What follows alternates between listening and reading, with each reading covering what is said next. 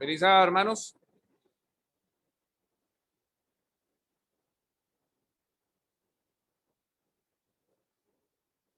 ¿Me escuchan? Más o menos. Se, se vino bastante lluvia acá en la iglesia, pero bueno, gracias a Dios tenemos la oportunidad de estar acá. Realmente tenía bastante rato de no estar en la iglesia, en esta iglesia. Se había tenido la oportunidad de estar en otras iglesias, pero, pero hacía rato no estaba acá y pues se extraña bastante porque además del tema de la pandemia, por mucho tiempo esa iglesia fue la iglesia en la que yo me reunía. Entonces tengo muchos hermanos, tengo muchos amigos, ¿verdad? Que bueno, gracias a Dios, y sé que en el cielo vamos a estar todos juntos allá, vamos a aprovechar mucho tiempo para poder disfrutar. Eh, el tema que traíamos para el día de hoy es un poco acerca de lo que es el santuario alrededor de Daniel 7 y 8. ¿Ok?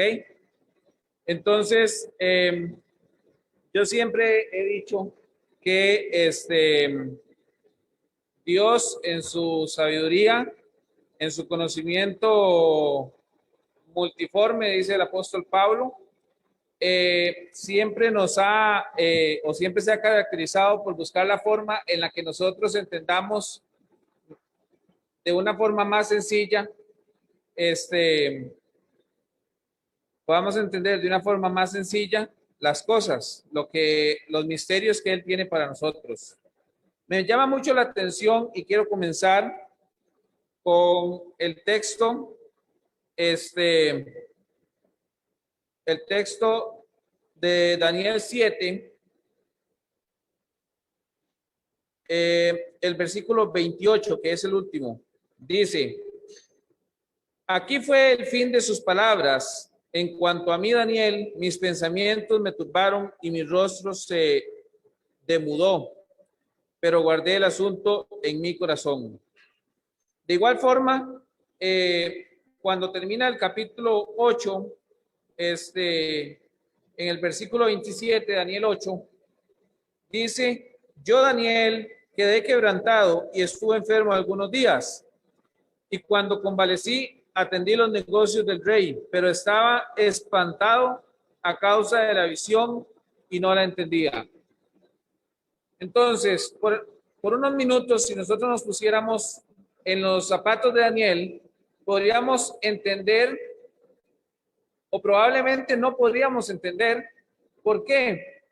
Porque Daniel no tenía la luz que nosotros tenemos hoy. Daniel no tenía el big picture o el mapa completo para poder entender las cosas que estaban sucediendo y las cosas que Dios le estaba mostrando. Sin embargo, hoy nosotros tenemos esa posibilidad. El apóstol Pablo dice que el conocimiento de Dios es progresivo y que en el tiempo, ¿verdad? Es como cuando va amaneciendo y entonces la luz va progresivamente llegando a nuestros corazones hasta el punto que es el mediodía y tenemos toda la luz. Gracias a esta situación y a este proceso que Dios ha dejado, lo remito o lo tomo en cuenta porque Daniel 7, que es una continuación, la visión de Daniel 7 es una continuación de la visión de Daniel 2 y que también son continuidad en Daniel 8 y 9. Entonces, vamos a entender un poco, vamos a entrar un poco en la materia. Sé que mucho de esto algunos de ustedes ya lo conocen, pero vamos a ir hacia un fin práctico para nosotros como los que somos adventistas de séptimo día en el año 2021, ¿verdad? En medio de una pandemia que ha venido a complicar muchísimo las cosas. ¿Y por qué digo que ha venido a complicar mucho las cosas? Porque si nos damos cuenta, todo este tema de las restricciones han impactado emocionalmente, han impactado económicamente, pero en especial la iglesia, a pesar de que tenemos muchos medios y que muchos hermanos se han estado movilizando para poder lograr hacer que el mensaje, la predicación del evangelio continúe, no podemos tapar el sol con un dedo y nos damos cuenta que, en definitiva, tenemos también una crisis en la parte espiritual. Dicho todo esto, quiero comenzar entonces en la visión de las 4 bestias de Daniel 7. Entonces tenemos esta visión que Daniel recibe con respecto a unas bestias que salen del mar, ¿verdad? Hay algunas cosas que evidentemente no podemos pues entrar en todos los detalles, pero sabemos que cuando se habla del mar, ¿verdad? Ahí dice en el capítulo 7 de Daniel, versículo 3, dice que salían del mar, eso significa que salen de un lugar donde está altamente poblado, ¿verdad? Llámese el antiguo, lo que es hoy el terreno de Europa y de Asia, ¿verdad? Era altamente poblado y era donde se estaba desarrollando en el marco de la historia, ¿verdad? Mucho desarrollo, ¿ok? Entonces, en el versículo 4 nos empieza a hablar de la primera bestia. Dice, la primera era como león y tenía alas de águila, ¿ok? Yo estaba mirando hasta que las alas fueron arrancadas y fue levantada del suelo y se puso y está sobre los pies a manera del hombre y le fue dado corazón de hombre, ¿verdad? Nosotros sabemos que, y también porque la Biblia lo menciona de esta forma, esta bestia que corresponde a Babilonia, ¿verdad? El león era un símbolo importante de Babilonia y y fue el primer gran imperio de la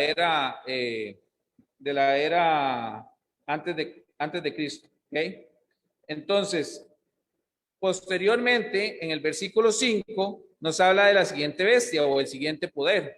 Dice, y he aquí otra segunda bestia, semejante a un oso, la cual se alzaba de un costado más que del otro, y tenía en su boca 3 costillas entre los dientes. Y le fue dicho así, levántate, devora mucha carne.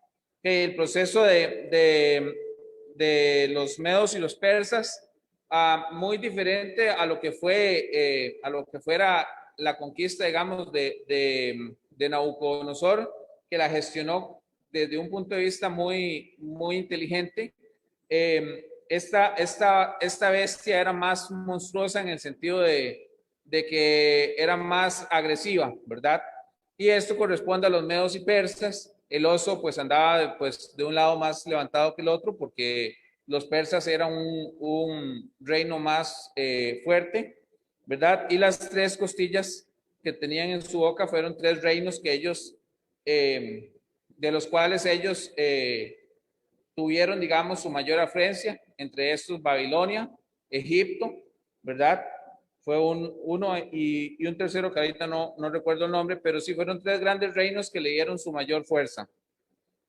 Posterior a esto, dice el versículo 6, la tercera bestia dice, después de esto miré y aquí otra semejante a un leopardo, con 4 alas de ave en sus espaldas, y tenía también esta bestia 4 cabezas y le fue dado el dominio. ¿Ok? También, como ustedes muy probablemente ya lo saben, esta bestia corresponde a los macedónicos, ¿verdad? Algunos le llaman los griegos, pero realmente Alejandro Magno, que fue su principal dirigente, digamos, de esta gran conquista, básicamente Alejandro Magno era macedónico, ¿verdad? Entonces decimos Macedonia, Evidentemente la gran característica que tenía Alejandro Magno fue que en muy poco tiempo conquistó la mayor parte de lo que hoy es Europa y Asia, ¿verdad? Y así como él fue rápido en su vida para muchas cosas, también murió muy joven, ¿verdad? Murió alrededor de los 30 años y esto se dio, ¿verdad? O fue seguido por la división del reino que había conseguido en 4 partes. 4 grandes generales que fueron los que tomaron el imperio, digamos, macedónico. Estos 4 grandes generales tomaron el reino y lo que hicieron fue dividirlo. Al dividirlo, generaron, pues que, como por ahí dicen, ¿verdad? El dicho, divide y vencerás. Entonces generaron evidentemente que se debilitara hasta el gran punto de que ya el reino perdió su fuerza, ¿verdad? Y fue proseguido, digamos, por otro reino. Y ese lo vemos en el capítulo 7, perdón, el versículo 7 del capítulo 7 de Daniel. Dice, después de esto miraba yo en las visiones de la noche, y he aquí la 4ª bestia, espantosa y terrible. Esta bestia ni siquiera tiene similitud con la naturaleza. Vean que las anteriores, que un león, que un leopardo, que un oso, pero esta es una bestia terrible y no tiene, digamos, correlación con las anteriores. Dice, y en gran manera fuerte, la cual tenía unos dientes grandes de hierro, devoraba y desmenuzaba, y las sobras hollaba con sus pies. Y era muy diferente de todas las otras bestias que vi antes de ella, y tenía 10 cuernos. Esta bestia, como también probablemente ustedes ya saben, está haciendo referencia a Roma, pero a la parte de Roma imperial, ¿verdad? Roma imperial. Hasta ese momento, todos los poderes que se ven acá son poderes políticos, poderes civiles, donde básicamente hay un rey o una serie de reyes y ellos conquistan otros reinos, pero o sea, es la misma secuencia, el mismo lógica. Sin embargo, a partir de este momento viene una nueva, un nuevo elemento. Dice el versículo 8, mientras yo contemplaba los cuernos, he aquí que otro cuerno pequeño salía entre ellos, y delante de él fueron arrancados 3 cuernos de los primeros. Y he aquí que este cuerno tenía ojos como de hombre y una boca que hablaba grandes cosas. ¿Ok? ¿Por qué digo que aquí cambia el paradigma? ¿Qué es lo que es diferente acá? Vean que los anteriores eran bestias, eran rudos, eran fuertes, eran grotescos, eran terribles. Pero ahora hay un cuerno pequeño que tiene boca y tiene ojos y están relacionados a un hombre. O sea, la diferencia acá es que ahora ya no es solo, digamos, un poder fuerte, sino que es un poder que tiene inteligencia para hablar y para decir cosas. Ok. Dice el versículo 9, estuve mirando hasta que fueron puestos tronos, y se sentó un anciano de días, cuyo vestido era blanco como la nieve, y el pelo de su cabeza como lana limpia. Su trono llama de fuego, y sus ruedas del mismo fuego ardiente. El profeta Isaías también habla de este trono, tiene ruedas de fuego, bastante interesante. Y habla también de un anciano de días, del cual también habla el profeta Juan. ¿Por qué? Porque el anciano de días que está sentado, ¿quién es? ¿Quién creen ustedes que es ese anciano de días que está sentado en ese trono? Dios. Dios Padre. Muy bien. Dios Padre. Dios Padre se sienta como juez y inicia lo que podríamos llamar como un juicio. Porque no tendría sentido que estemos hablando de un juez si no tenemos un juicio, ¿verdad? Ok. Entonces, la secuencia hasta este momento es que tenemos una primera bestia, que es Babilonia, una segunda bestia, que es los medos y los persas, una tercera bestia que está relacionada a Macedonia, Alejandro Magno y a sus 4 grandes generales, y posteriormente una bestia que es Roma imperial y que finalmente de la cual sale un cuerno, ¿verdad? Que ya es diferente a los otros poderes porque además tiene boca y tiene ojos de hombre. Y entonces, finalmente, después de que nos hablan de esos poderes, en esa secuencia tenemos un juez que se sienta a generar un juicio. Ahora, ¿quiénes más están en ese juicio? Dice el versículo 10, un río de fuego procedía y salía delante de él. Millares de millares le servían y millones de millones asistían delante de él. El juez se sentó y los libros fueron abiertos. Ok. Aquí está hablando también, aparte de este juez, está hablando de millares y de millones. ¿Quiénes son los millares de millares y millones de millones que asisten a Dios y que están en el cielo, que le sirven allá en el cielo? ¿Quiénes serán?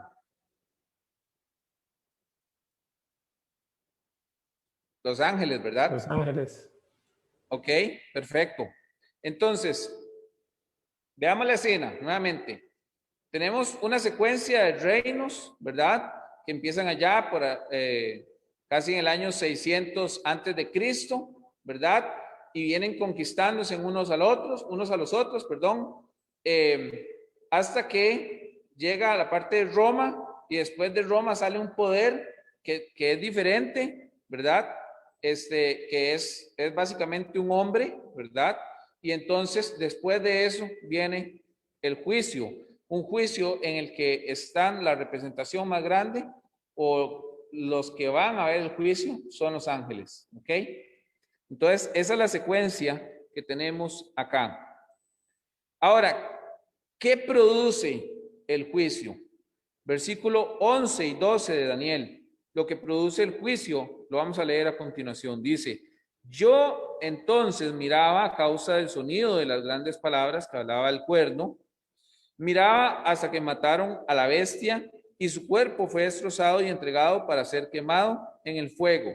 Habían también quitado a las otras bestias su dominio, pero les había sido prolongada la vida por cierto tiempo. ¿Verdad? Entonces, finalmente, ¿qué produjo este juicio? Básicamente lo que dice ahí es que las bestias perdieron su dominio, perdieron su fuerza. Inclusive dice que el cuerno pequeño fue destruido. ¿Ok? Entonces, eso produce el juicio, ese juicio que se hace ahí. Ahora, ¿qué nos falta ver acá? Versículo 13 y 14. Vemos lo que secuencia esa destrucción de ese cuerno pequeño. Ahora dice, versículo 13, miraba yo en visión en la noche y he aquí con las nubes del cielo venía uno como el Hijo del Hombre, que vino hasta el anciano de días y le hicieron acercarse delante de él y le fue dado el dominio, gloria y reino para todos los pueblos, naciones y lenguas le sirvieran. Su dominio es dominio eterno que nunca pasará y su reino uno que no será destruido. Ok, entonces hermanos, acá lo que finalmente sucede es que Dios toma el dominio, Dios toma el poder, a Jesús en este caso, ¿verdad? Porque dice que es uno que viene en las nubes y sabemos que es Jesús, Jesucristo. en su segunda venida, viene a tomar el dominio o viene a que se le sea entregado el dominio. Una vez que es destruido el cuerno pequeño, ¿verdad? Y todo la bestia que le dio finalmente el poder inicialmente, ¿verdad? Ok, ahora, ¿qué sucede? Si nosotros seguimos leyendo el capítulo 7, a Daniel le llama mucho la atención. Básicamente los otros reinos como que él no le llaman tanto la atención, pero la cuarta bestia sí le llama la atención. Entonces, ahí tenemos a Daniel hablando con el ángel, ¿verdad? Y entonces él está intrigado con este tema de la cuarta bestia, ¿verdad? Y entonces el ángel le dice, la cuarta bestia, versículo 23 de Daniel 7, la cuarta bestia será un cuarto reino de la tierra, el cual será diferente a todos los otros reinos, y toda la tierra devorará y trillará y despedazará. Hasta ahí él está hablando de esa bestia, pero cuando todavía es una bestia, ¿verdad? Es su punto ahí dice, ¿verdad? Es devorar, trillar, despedazar. Es un poder político completamente. Dice, versículo 24, y los 10 cuernos significan que de aquel reino se levantarán 10 reyes. Esas son 10 tribus bárbaras que salen básicamente del poder romano. Y tras ellos se levantará otro, el cual será diferente de los primeros, y a 3 reyes de estos 10, ¿verdad? Recordemos que habían 10 cuernos, hay 3 que son destruidos, y de esos 3 sale uno, y es este cuerno que estábamos hablando, que es muy diferente. Dice, y hablará palabras contra el Altísimo y a los santos del Altísimo, el versículo 25, quebrantará y pensará en cambiar los tiempos y la ley, y serán entregados en su mano hasta tiempos y medio tiempo. Versículo 26, hasta ahí, digamos, esas son las características de este cuarto reino y del cuerno pequeño. Vean que ahora en el versículo 25, la característica ya no es política. ¿Por qué no es política? Noten, dice, hablará palabras contra el Altísimo. Con todo y lo paganas que eran las otras bestias, con todo y lo fuerte que eran las otras bestias, y aún con todas las cosas que hicieron, ellos no tenían un enfrentamiento directo con Dios. Es más, probablemente ni siquiera creían en Dios. Pero ahora algo cambió en esa bestia que finalmente genera que en el versículo 25 dice, hablará palabras contra el Altísimo y a los santos del Altísimo quebrantará. Hay un interés de esta bestia, de este nuevo poder que sale en contrariar a Dios. Y eso es lo que lo hace diferente. Dice, pensará en cambiar los tiempos y la ley. ¿Quién es el único que cambia los tiempos? Recordemos que cuando en Daniel 2, rey Nabucodonosor, ¿verdad? Tenía tuvo su sueño y Daniel le dio la interpretación. ¿Qué le dijo Daniel? Dios es el que cambia los tiempos, el que quita reyes y el que pone reyes.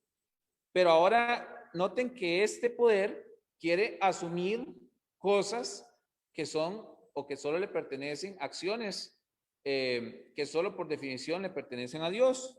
Dice, pensará en cambiar los tiempos y la ley, y serán entregados en su mano hasta tiempos y medio tiempo. Ahora, nuevamente, y expanden un poco más el tema del juicio. Dice, pero se sentará el juez, ¿verdad? Y quitará su dominio para que sea destruido y arruinado hasta el fin. Y que el reino y el dominio y la majestad de los reinos debajo de todo el cielo se ha dado al pueblo de los santos del Altísimo, cuyo reino es reino eterno, y todos los dominios le servirán y obedecerán. El objetivo del juicio es reivindicar esas esas cosas que Dios, perdón, que este poder, ¿verdad? Que ya nosotros lo conocemos, sabemos que es Roma papal, ¿verdad? Que el Papa había asumido como que él quería hacerlas porque él quería pisotear a Dios, quería usar el lugar de Dios. Entonces, ahora el juez con su juicio funciona para reivindicar ese esa capacidad que solo Dios tiene, ¿verdad? O sea, no porque Dios la haya perdido, sino porque, o sea, él quería arrebatársela a Dios. Él había puesto en la mente y en el escrito que ellos tenían ese poder. Y el juicio finalmente tiene que ver para reivindicar esa situación. Ahora vean, dice el versículo 27, dice que el reino y el dominio y la majestad de los reinos debajo de todo el cielo se ha dado al pueblo de los santos del Altísimo, cuyo reino es eterno y todos los dominios le servirán y obedecerán. Ok, vamos a pasar ahora un poco al capítulo 8. Y vamos a ver, y eso les decía antes, Dios utiliza como capa sobre capa para poder ir reforzando el mensaje. ¿Por qué digo esto? Porque el capítulo 8, como ustedes muy probablemente ya lo saben, el capítulo 8 es un refuerzo o es una nueva perspectiva del capítulo 7, que también era un repaso o una perspectiva nueva del capítulo 2, ¿verdad? De las visiones de Daniel 2. Entonces, ahora Daniel tiene una nueva visión y en esta visión hay algo muy particular. En la anterior eran bestias, ¿ok? En la anterior eran bestias. Vean que Dios utiliza elementos que son tangibles para nosotros, ¿verdad? Nuevamente en Daniel 2 había utilizado una estatua, ¿verdad? O sea, una figura humana, pero en diferentes partes, ¿verdad? Entonces, o sea, podemos fácilmente imaginarnos la estatua, ¿verdad? De oro, de plata, de bronce, y de hierro con barro cocido. O sea, es como sencillo entender, ¿verdad? La relación que hace Dios. Finalmente, en el capítulo 7, utiliza animales, bestias, ¿verdad? Que nosotros, pues, conocemos, ¿verdad? Entonces, como que uno se va haciendo la imaginación, inclusive a veces, bueno, pues los dibujos ayudan, ¿verdad? Pero vean que Dios es como muy gráfico, ¿verdad? Es como que realmente con dibujitos nos quiere explicar cómo es que funcionan las cosas. En el capítulo 8, ahora utiliza dos animales y los vamos a estar viendo a partir del versículo 3. Dice, alcé los ojos y miré, y aquí un carnero que estaba delante del río y tenía dos cuernos, y aunque los cuernos eran altos, uno era más alto que el otro. Recuerdan que el oso, aquel, andaba como un toque levantado, ¿verdad? Sí, de un lado que del otro. Habíamos dicho que había un reino que era más fuerte que el otro. ¿Cuál reino era más fuerte?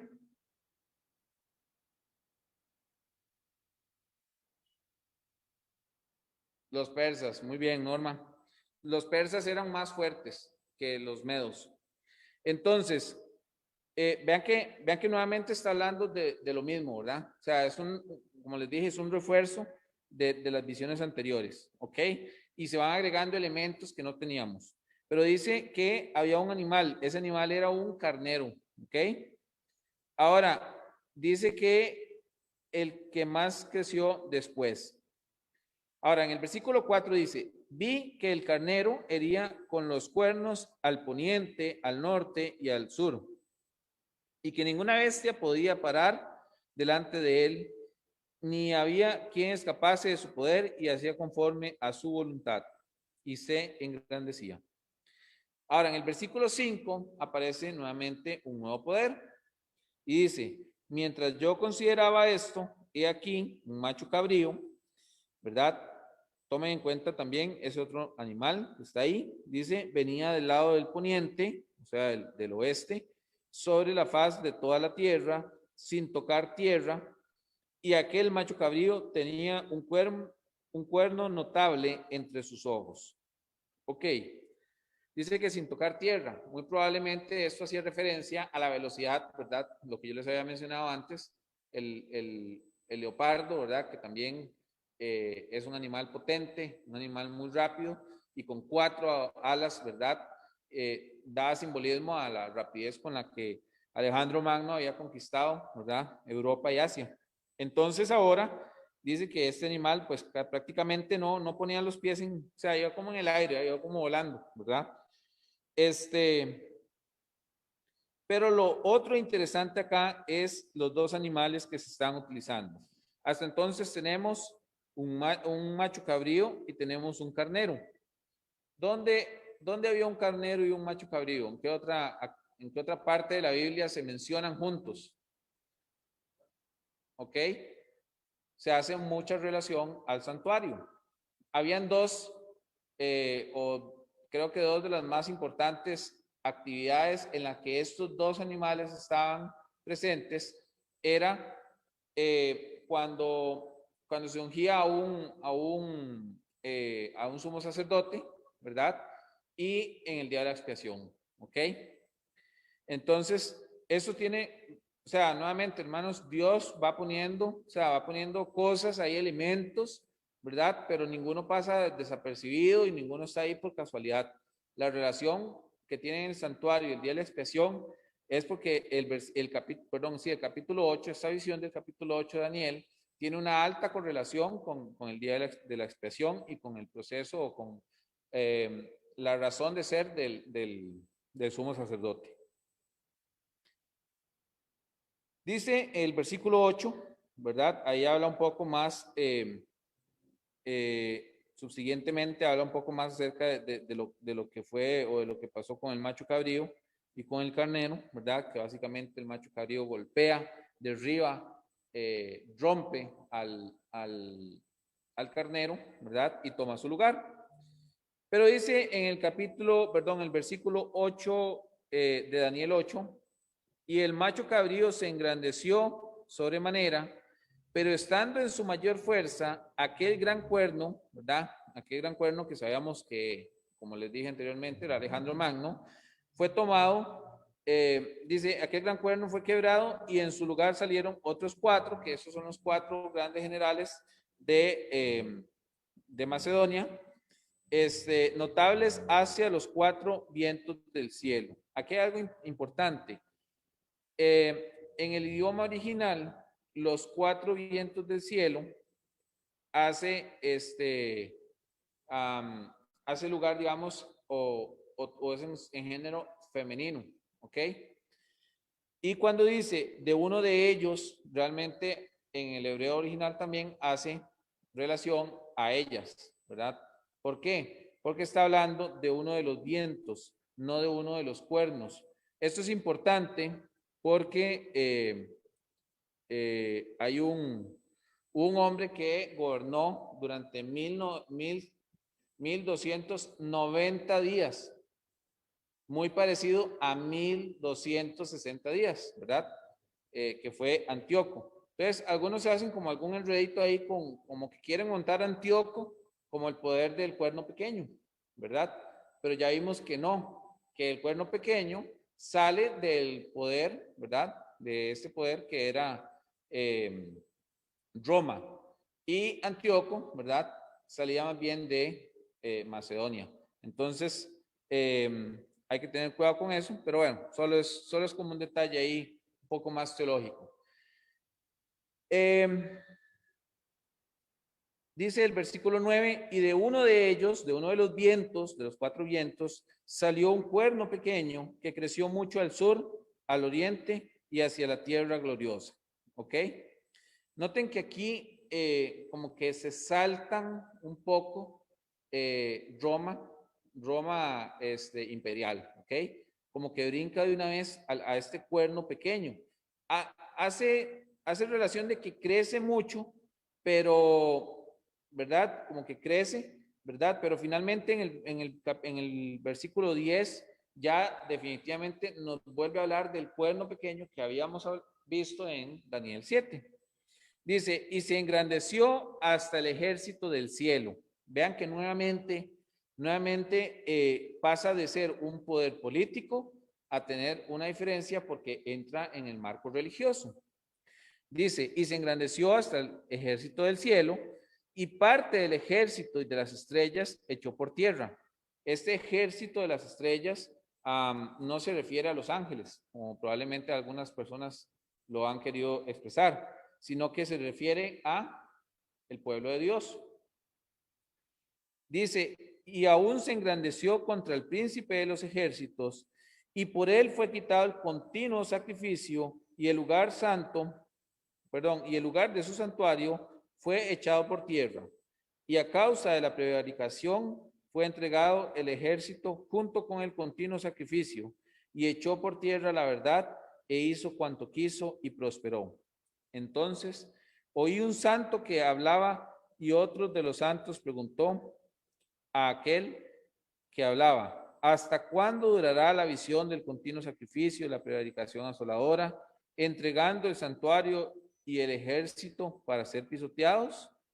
Y él dijo, versículo 14, muy conocido por casi todos nosotros, los adventistas del séptimo día, y él dijo: hasta 2300 tardes y mañanas, y luego el santuario será purificado. Ok.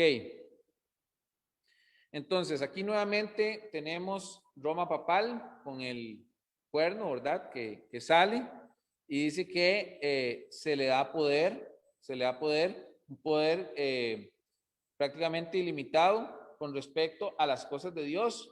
O sea, él llega y hace a como quiere con las cosas de Dios.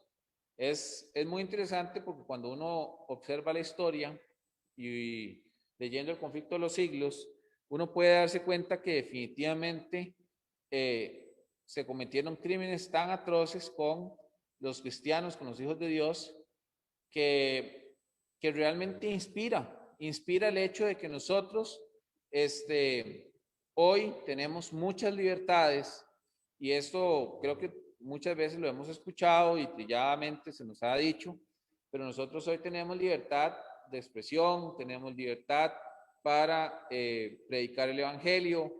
¿Y qué sucede? ¿Verdad? Nos cuesta, ¿verdad? Nos cuesta un poco tomar la acción como debería ser,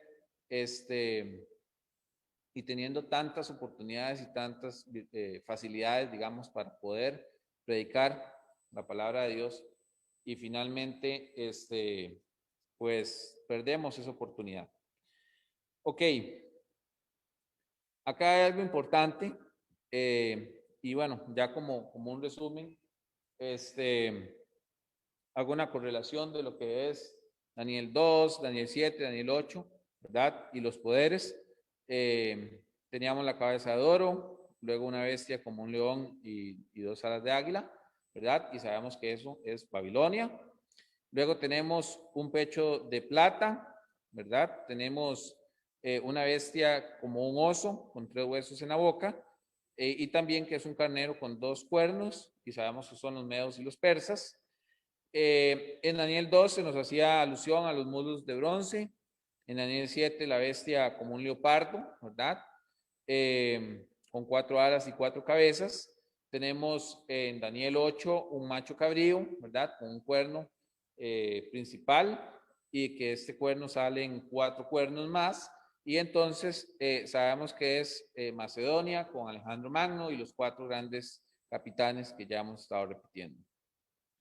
Luego tenemos en Daniel 2, teníamos los pies de hierro con barro cocido, ¿verdad? Que por ahí sabíamos que era una mezcla que no se podía unir, ¿verdad?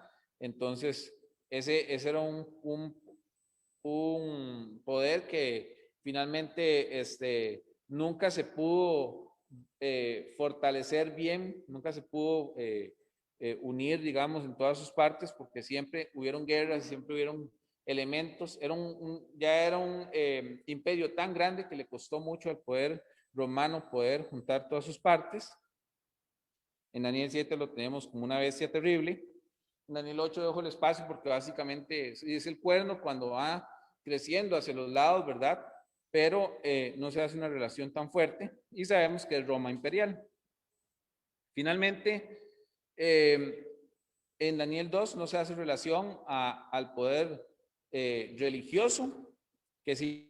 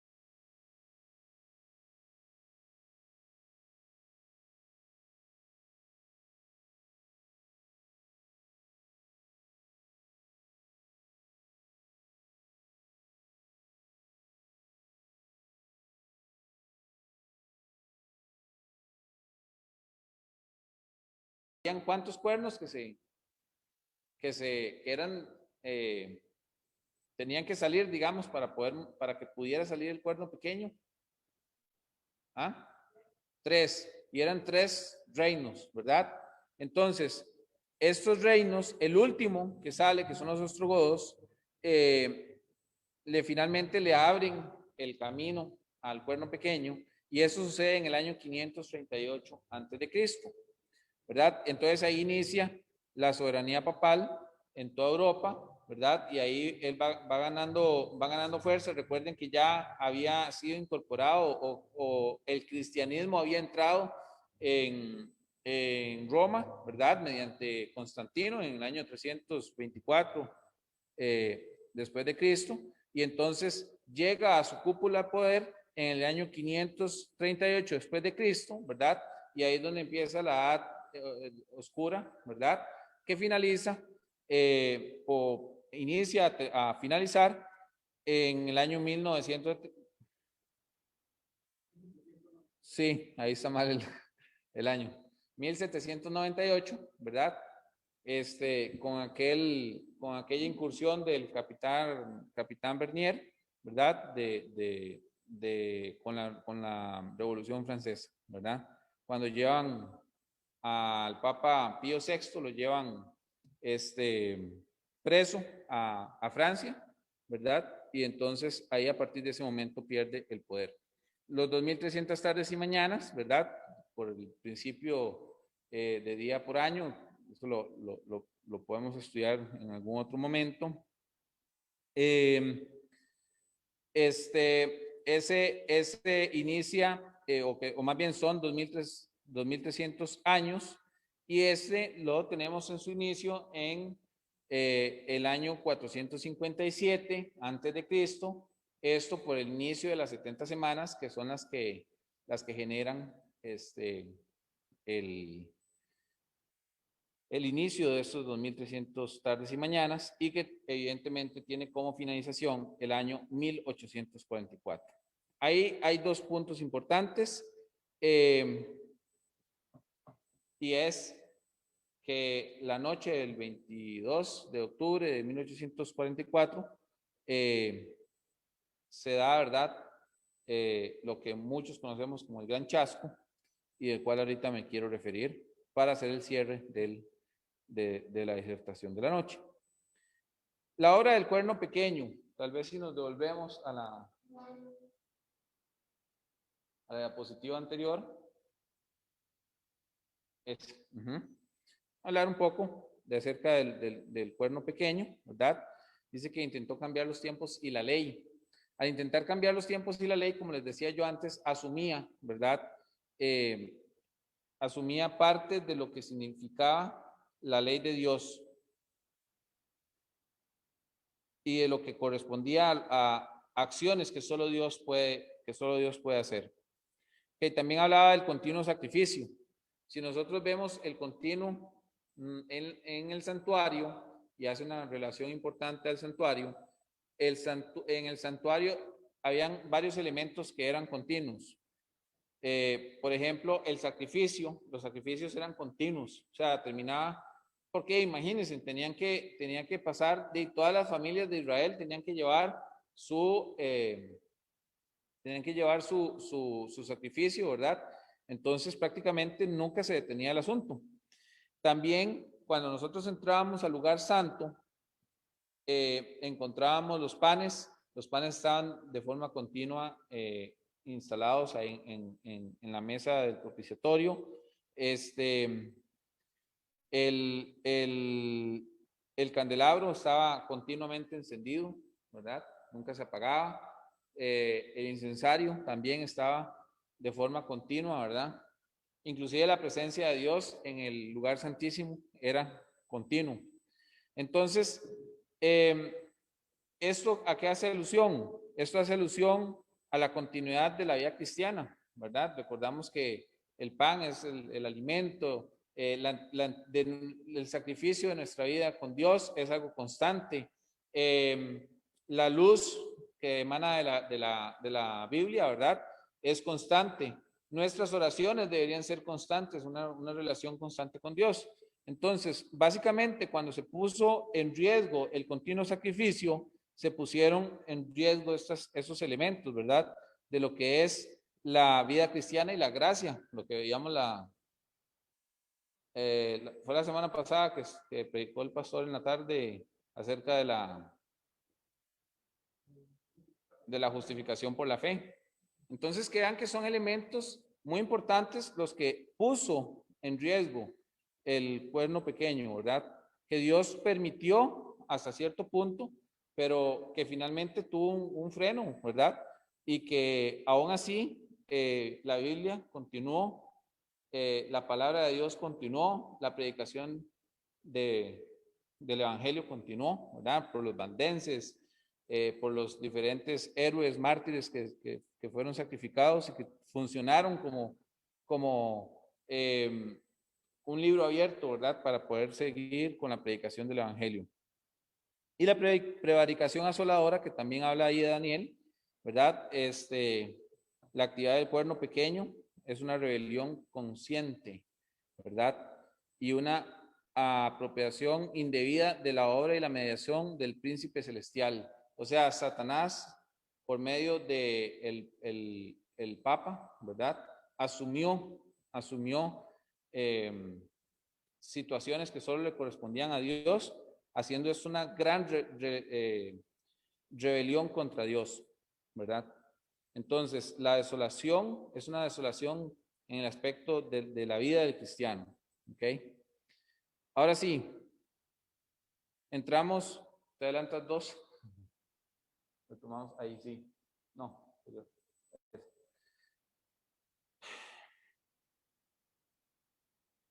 dice hasta 2300 tardes y mañanas y el santuario va a ser purificado. ¿Cómo sabemos que existe una relación entre la purificación y el juicio que terminaba posterior a 1798. ¿Cómo sabemos que hay una correlación por eso? En la Biblia hay varios versículos, varios elementos que hacen mucha relación entre lo que es justo o lo que es justicia, entre lo que es un juicio y lo que es la limpieza. ¿Ok? Uno de ellos es, o lo encontramos en Job 4:17. Job 4:17. Voy a pedirle a alguien que me lo lea para descansar un poco yo. Job 4:17.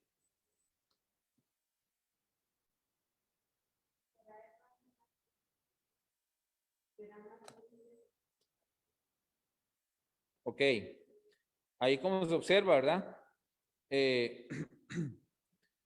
Hace una relación o una analogía, ¿verdad? Primero habla, dice, ¿será el hombre más justo que Dios? ¿Verdad? Ahora dice, ¿será el varón? O sea, vean que hace una relación de sinónimos. Hace hombre, varón, ¿ok? Más justo, más limpio que Dios, el que lo hizo, o sea, su creador. Entonces, si vemos la correlación, por ejemplo, en este verso, esto es un ejemplo, pero hay varios en la Biblia que podemos encontrar. Para ampliar un poco más ese tema de las 2300 tardes y mañanas, hay un libro muy bueno que se llama 1844 Hecho Simple, de Clifford Goldstein. Es un libro que les recomiendo, digamos que amplía mucho, digamos, esos elementos. Entonces, hay una relación muy estrecha entre lo que es justo y lo que es limpio, ¿verdad? Recordemos también en Apocalipsis, ¿verdad? Cuando se cierra el tiempo de la gracia, ¿verdad? Dice, el que siga siendo limpio, ¿verdad? Que se mantenga limpio, el que siga siendo justo, que se justifique todavía, ¿verdad? Hay un sinnúmero de elementos en la Biblia que relacionan lo que es la justicia con la limpieza. Y es porque el juicio fue lo que generó esa limpieza en el santuario, ¿verdad? De la cual habla Daniel 8:14. Les voy a leer esta cita de Elena G. White. Dice, la purificación del santuario implica una obra de investigación, una obra de juicio. Esta obra debe realizarse antes de que venga Cristo para redimir a su pueblo. Pues claro, no tendría sentido que el juicio sea después de que Jesús venga. Cuando Jesús viene, ya viene a cosechar el fruto. Entonces, pero el fruto debió haber sido seleccionado antes. Su galardón estará con él para que pueda otorgar la recompensa a cada uno según haya sido su obra. En el día final del ajuste de cuentas, la posición, el rango o la riqueza no alterarán ni el espesor de un cabello, el caso de nadie. El Dios que todo lo ve juzgará a los hombres por lo que estos son en pureza, nobleza y amor a Cristo. ¿Verdad? Entonces, acá vemos la importancia de ese juicio. Ese juicio que en el santuario en el santuario terrenal, y eso lo vamos a ver un poco más expandido en un tema que también John me pidió que explicara un poco más acerca de lo que es las fiestas. Vamos a ahondar un poco en la parte de lo que es el día de la expiación, pero en el día de la expiación se hacía limpieza del santuario terrenal. Básicamente toda la sangre, todo lo que era, todos los pecados que eran transmitidos del pecador al animal en el sacrificio, pasaban por la sangre, esa sangre se llevaba, se rociaba en el velo que separaba el lugar santo del lugar santísimo. Ese día se hacía una purificación física de esa, obviamente eso lo hacía Dios, ¿verdad? Pero era por medio de ese simbolismo que finalmente se generaba la limpieza del santuario, ¿verdad? Finalmente la purificación del santuario terrenal va a tener su punto, digamos, cuando se termine el juicio, ¿verdad? Y ahí va a ser cuando ya finalmente Dios venga. ¿Qué objeto tiene el juicio? El juicio tiene como objeto poder defender la posición de Dios, como el único que puede hacer las cosas que el Papa en algún momento intentó sobreponer, ¿verdad? Y por eso, y debido a eso es que se va a dar la destrucción final. ¿Quiénes asisten al juicio? Ahí lo vimos, ¿verdad? Los ángeles son los que asisten al juicio. Por eso, en el lugar santísimo teníamos el único mueble que teníamos en el lugar santísimo era el arca, ¿verdad? Con el propiciatorio. ¿Y qué había encima del propiciatorio? Los ángeles, ¿verdad? Que sirven, o sea, hacen lo que hablaba Daniel, ¿verdad? Sirven y están delante de Dios. Ahí se presentaba la Chequiná, ¿verdad? Lo que es la presencia de Dios. Entonces, finalmente, observamos como definitivamente esta luz que tiene la Iglesia Adventista con respecto a este tema es muy importante, por eso, porque finalmente nos muestra, digamos, el proceso de salvación como Dios lo tiene. Ahora, ¿dónde observamos un poco más ya el tema del juicio? Quiero que me acompañen a Apocalipsis, ¿verdad? Otro texto que es sumamente conocido por nosotros, Apocalipsis 14, del 6 en adelante. Y vamos a ver una correlación que es muy importante que nosotros entendamos. Y aquí ahora sí ya, digamos, todo lo que hablamos ahorita, muy probablemente ustedes como adventistas del séptimo día, muchos lo conocían, algunas cosas se van aprendiendo nuevas y cosas así, pero hasta ahorita todo muy bien. ¿Por qué? Porque 1844, cuando terminaron las 2300 tardes para el inicio de la purificación del santuario, como les decía antes, significó el gran chasco para muchos de nuestros primeros padres adventistas que predicaron, ¿verdad? Acerca de ¿cómo se llama? De la segunda venida de Jesús, ¿verdad? Todos comprendieron lo que pasó realmente en 1844. Solo lo entendieron algunos hermanos que se quedaron estudiando un poco más y profundizaron más, que habían sido chasqueados, sí, pero que aún así, en su gran misericordia, Dios les permitió y les puso en su corazón continuar. ¿Por qué digo esto? Porque ahora nosotros estamos en un punto importante en la historia y ahora es donde nosotros también tenemos que entender la importancia de este mensaje.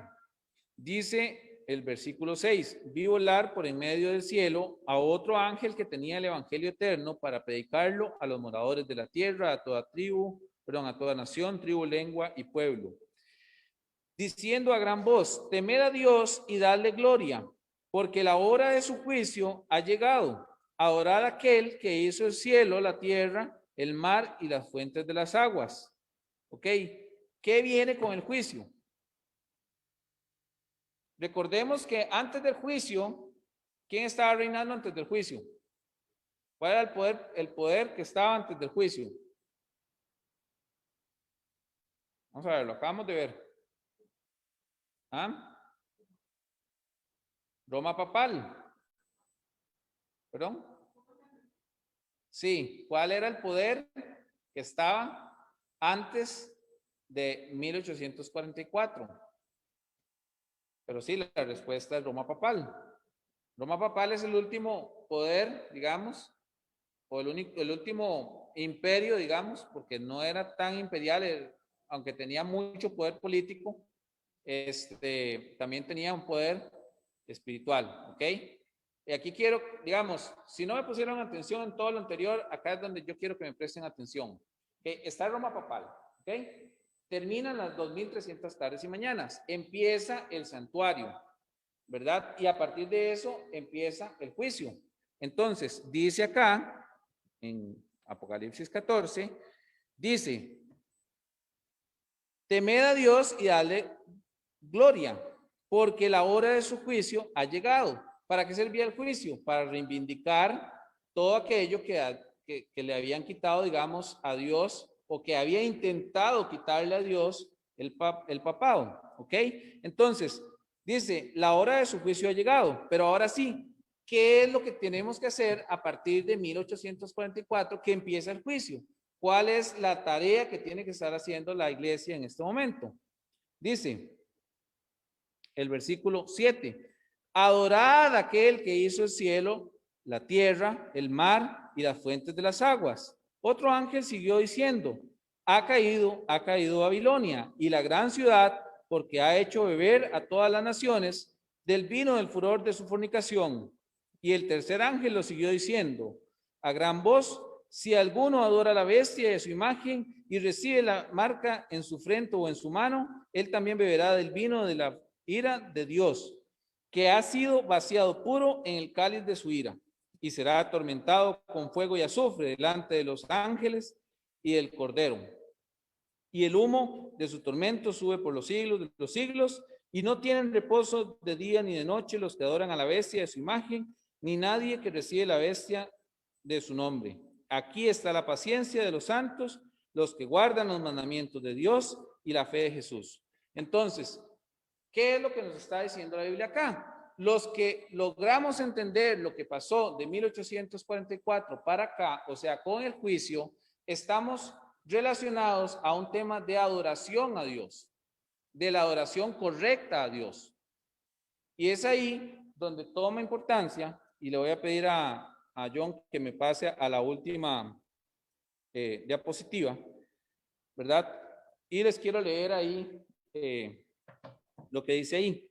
Son dos citas importantes, porque hubieron unas personas que, sí, claro, conocían a Dios, tenían una relación cercana con Dios, estudiaban la Biblia, ¿verdad? Pero hubieron unas personas que se quedaron con esa luz. Y hubieron unas personas que entendieron el mensaje de 1844 y entendieron el mensaje del santuario y pasaron, o quiero decirlo diferente, pasamos al lugar santísimo. O sea, hoy por hoy nosotros entendemos lo que está sucediendo en el lugar santísimo y eso nos hace estar en ese lugar. Pero hay algo importante y es la última cita que les voy a leer y es la reflexión finalmente para la noche.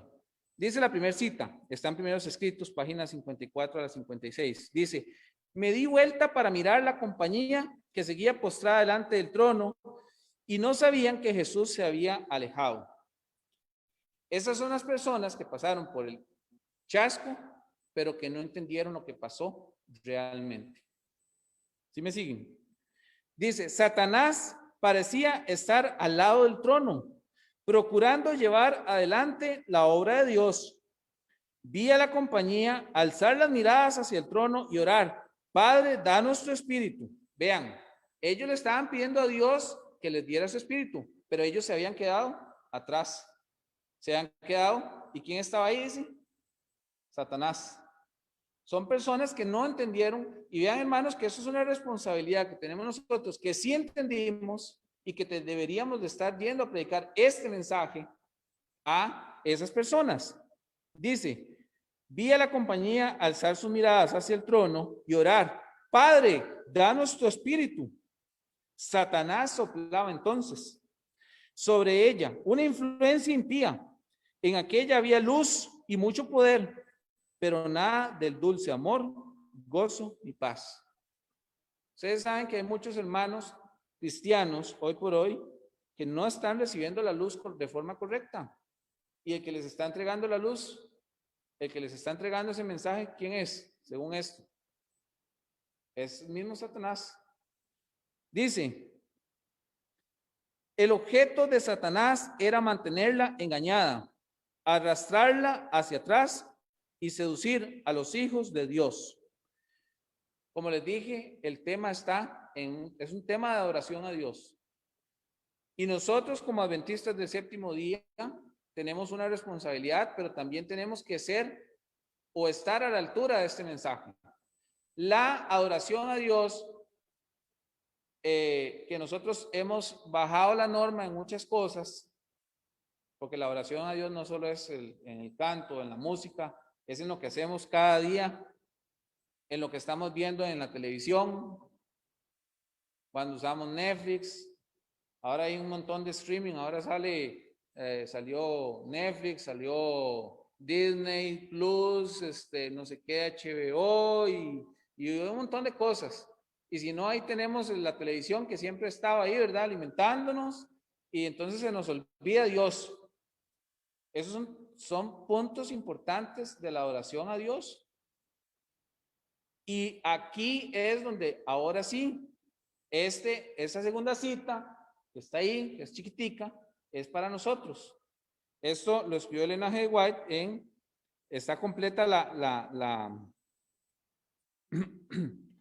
esta parte completa lo anterior. Es una expansión que ella no escribió en su momento en Primeros Escritos, pero que sí lo dejó en ese artículo que ella escribió y que gracias a Dios nosotros lo podemos tener. Y esta es la reflexión con la que quiero terminar.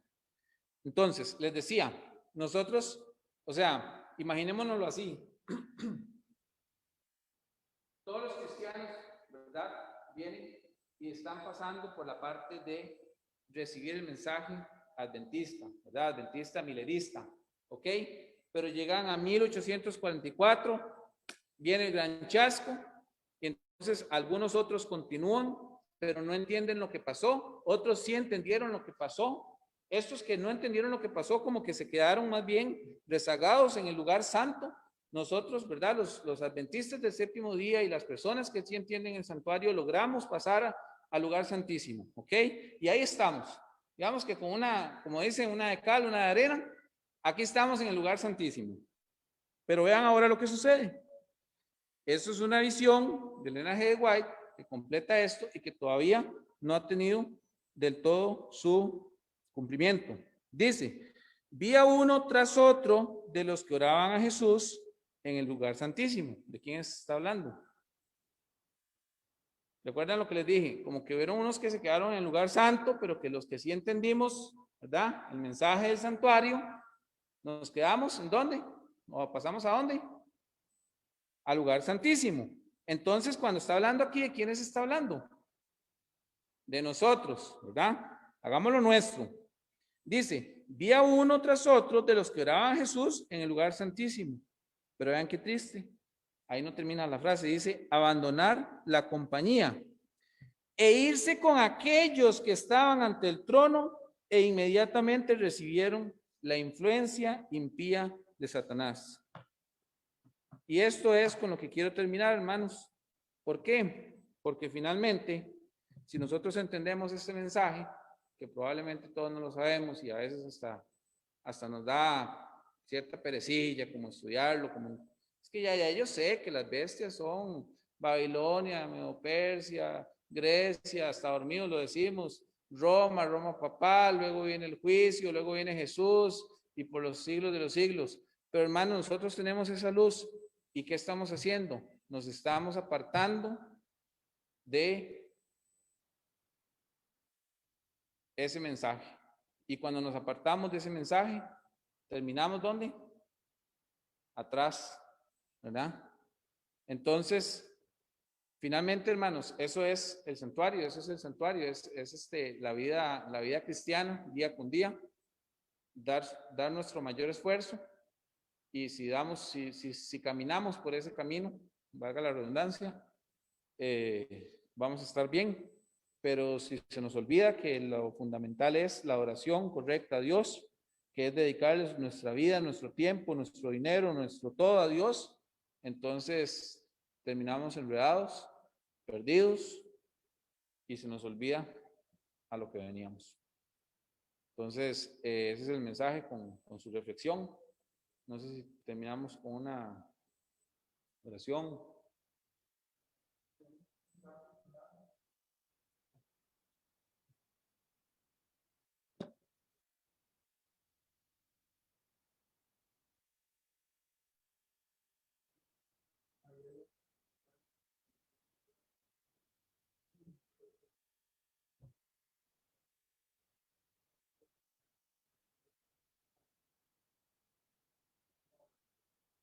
Ok.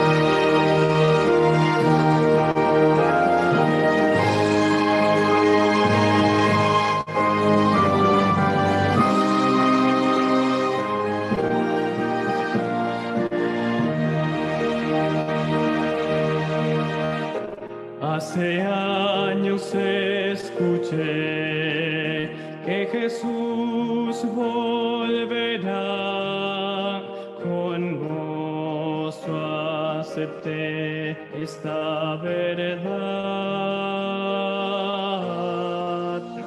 La esperanza firme está, pues ahora bien yo sé que mi Cristo muy pronto volverá. Todo proclama con poder y las señales anuncian ya el fin. Atención, la vista levantar, la redención muy cerca ya está. Odio y guerras por doquier, violencia y maldad. No dudes, vendrá el buen Señor. Su promesa cumplirá, por sus hijos volverá. Si confiad, pronto nuestro Rey vendrá. Todo proclama con poder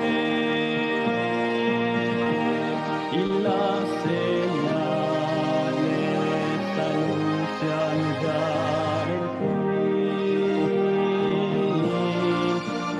Atención, la deja levantar, la redención muy cerca ya está.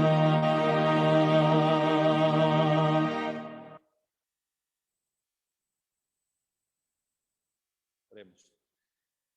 Padre bendito y amado, te damos gracias, Señor, porque nos has dado luz en medio de un mundo tan oscuro, en medio de una crisis en muchas áreas, pero en especial una crisis espiritual.